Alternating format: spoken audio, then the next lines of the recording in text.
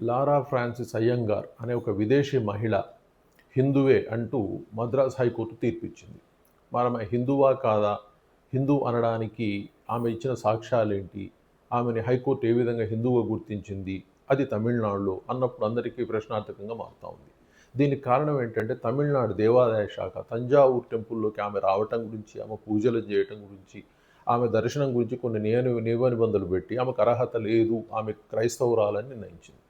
So వాళ్ళిచ్చిన ఆర్డర్‌ని ఆమె హైకోర్ట్‌లో challenge చేయటం వల్ల హైకోర్ట్ ఏం చెప్తా ఉందంటే, లేదు ఆమె నీతి నియమాలతోటి నియమబద్ధంగా హిందూ మతాన్ని ఆచరిస్తుంది కాబట్టి, ఆమె విదేశీయురాలు, క్రైస్తవురాలని మీరు చెప్పకూడదు. ఆమె హైందవురాలే కాబట్టి ఆమెకి దర్శనాన్ని, ఆ పూజలను అన్నింటిని అనుమతించండి అని చెప్పేసి దేవాదాయ శాఖ ఇచ్చిన ఏదైతే ఆర్డర్ ఉంటుందో దాన్ని కొట్టేసింది. సో ఈరోజు లారా ఫ్రాన్సిస్ అయ్యంగార్ అనే ఆమె హిందువుగా మారిపోయింది. ఇప్పుడు తమిళనాడులో దేవాలయాలకు ఎంట్రీ ఇవ్వాలి.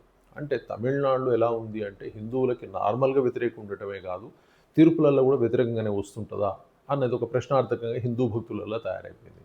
ఎందుకంటే ఏ మతాలలో కూడా ఇష్టానుసారంగా వెళ్ళడానికి వీల్లేదు. ముస్లిం మతంలోకి ఎవరైనా వెళ్ళాలన్నా కొన్ని నియమాలుంటాయి. క్రిస్టియానిటీలోకి వెళ్ళాలన్నా కొన్ని నియమాలుంటాయి. అంతేగాని నేను జస్ట్ ఫాలో అవుతున్నా కాబట్టి నేను ముస్లిం, నేను క్రిస్టియన్ అంటే ఒప్పుకోరు. కానీ హిందూ మతంలో ఉన్న ప్రివిలేజ్ ఏందంటే చట్టాలు హిందూ మతంలోకి వచ్చి మాట్లాడతాయి. ఎవరైనా సరే హిందూ మతంలోకి వచ్చి మాట్లాడొచ్చు, మత మార్పిడులు చేసుకోవచ్చు. సో దీనిలో ఇంకా అసలుకి ఓపెన్ గేట్ ఉండేది ఒక హిందూ మతమే. ఈరోజు జరిగిన చర్య తమిళనాడులో కూడా ఇది. ఓవరాల్‌గా చెప్పింది ఏంది అంటే ఇక్కడ క్రిస్టియనా, హిందువా అని మీరు కాదు నిర్ణయించేది. వాళ్ళ వేషధారణ లేదు వాళ్ళు చెప్పేదాన్ని బట్టి మీరు నిర్ణయాలు తీసుకోవాల్సి వస్తది. కాబట్టి ఆమె వేషధారణ ఆమె పాటిస్తున్నా అని చెప్తుంది కాబట్టి ఆమెనే హిందువు అని డిక్లేర్ చేసింది. ఓవరాల్‌గా హిందువులకి స్వాతంత్రం లేదా అన్న ప్రశ్న హిందువులలో ఉదయిస్తూ ఉంది. మరి కోర్టులు దీనికి తీర్పుకు సంబంధించి ఏం చెప్తాయి చూడాల్సిన అవసరం ఉంది. ఓవరాల్‌గా మరి హిందూ మత పెద్దలు ఏం చెప్తా ఉంటారో తెలుసుకోవాల్సిన అవసరం ఉంది. Thank you very much.